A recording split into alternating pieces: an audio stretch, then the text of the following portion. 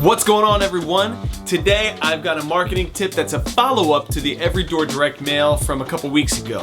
If you are looking to do everyday direct mail, then these are things you are going to want to make sure you do on every single mailer you do for either yourself or your client. But the most important thing, and the reason I make these videos, is for you small business owners. You small business owners that are just getting your start and trying to pave your way, and you're looking for effective marketing options. The old way of doing it was ineffective and costing you a lot more money, and I want to show you the most cost-effective ways to get things done. So once again, today's marketing tip is going to be all about Everydoor direct mail and 3 tips on how to do it the right way. So let's get it going.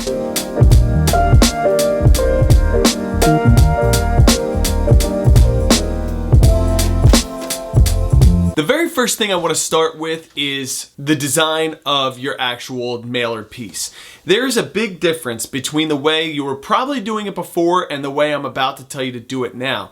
Before, a lot of times when I talk to small business owners, they were printing out their own postcards at their desk printer and then doing all kinds of stuff in order to get these things printed. But here's the kicker. If you are somebody who knows anything about printing, then you're gonna see these things and it's gonna make you cringe. I have 2 postcards, the exact same postcard. One is professionally printed and one is printed on a desk printer. Which one is which? Yes, this one right here would be the one that was done on a desk printer. And how do we know that? Well, first off, we know that because of the paper. Second off, we know that because the actual mailer itself has this white border around it. Now, does it meet the 6x11 EDDM requirement?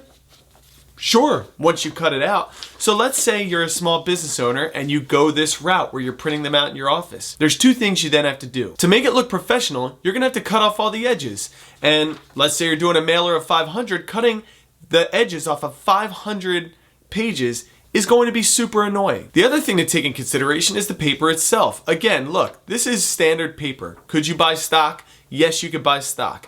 But even when you buy stock, it doesn't stand out as well as it does when you have a professionally printed postcard. Getting professionally printed postcards, if you could design something that looks this nice, you could get professionally printed postcards for a very inexpensive amount of money. Please believe me, you could get 16-point solid matte finish paper just like this one. You could get 1,000 of these for a little over $100. I get it, okay, maybe some of you are like $100, but trust me when I tell you, the appearance when this shows up, nice straight cut lines and full color front and back, aligned perfectly, no issues, it makes a difference to your customers. The second thing in the print and design side of things is going to be about the postage indicia. So right here you have the postage indicia. Let it see if it'll go like this here.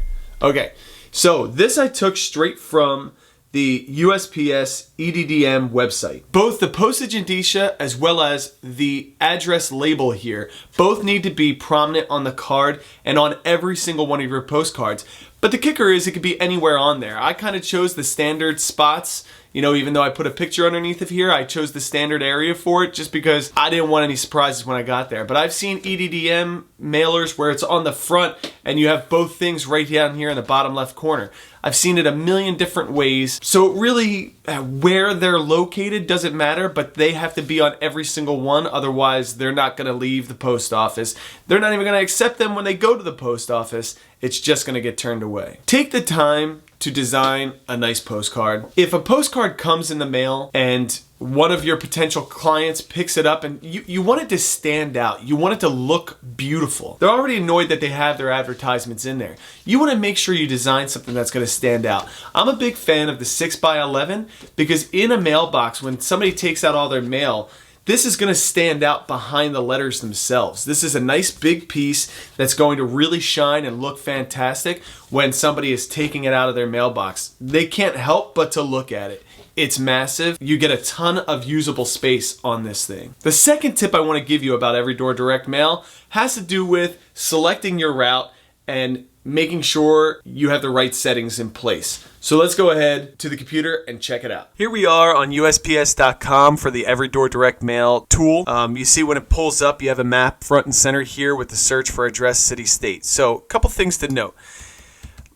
In this case, we're going for Berlin, New Jersey, and we're going to be doing a mailer for this Bauer Construction Group, a long-standing client of mine. One of the things I want to show you is when you type in a zip code, it's going to pull up all of the mail routes in that zip code. What I want you to see here is that all other mail routes are grayed out. Now, in the case of the first mailer we're doing for him, the route that he actually wants is right here off of Cooper Road. It looks like none of this is able to be clicked, yet over here is, because we put in 08009.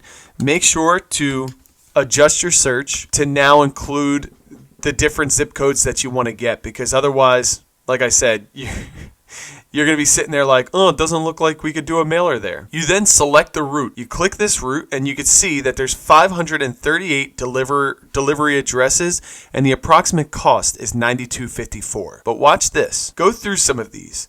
You're going to take a look. You're going to see which type of routes would you like to select. Well, for this case, we don't want P.O. boxes. We want to actually go to straight houses. So we're going to get rid of P.O. boxes. We don't mind going to the rural highways. We don't mind being inside of cities. That's all good and fine.